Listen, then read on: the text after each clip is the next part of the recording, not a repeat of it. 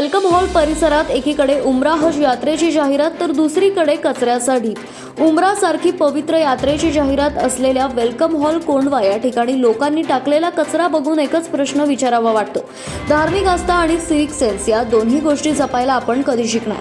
खरं तर पुण्यातील सुसंस्कृत नागरिकांकडून रस्त्यावर अशा प्रकारे कचरा टाकणं हे अपेक्षित नाही आणि जर एखाद्या ठिकाणी अशा उमरा यात्रेचे पोस्टर असेल तर किमान नागरिकांनी इतर धर्मियांची धार्मिक आस्था दुखावणार नाही याची काळजी घेतली पाहिजे। मुळात वेलकम हॉल कोंढवा परिसरात या घटनेत पोस्टर लावणाऱ्या ट्रॅव्हल कंपनीने देखील विचार केला पाहिजे की आपण कुठल्या जागी पोस्टर लावत आहोत।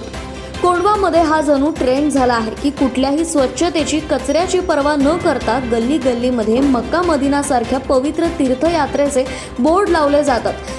हा एक प्रकारे त्या तीर्थयात्रेचा अपमानच आहे। सध्या स्थितीला कोंढवा परिसरातील आजी माजी राजकारणी फक्त सदर घटनेचा व्हिडिओ काढत आहेत, परंतु खरी सुधारणा कोण करणार? सर्व धर्मियांच्या धार्मिक आस्था कोण जपणार? हा प्रश्न निरुत्तरितच आहे।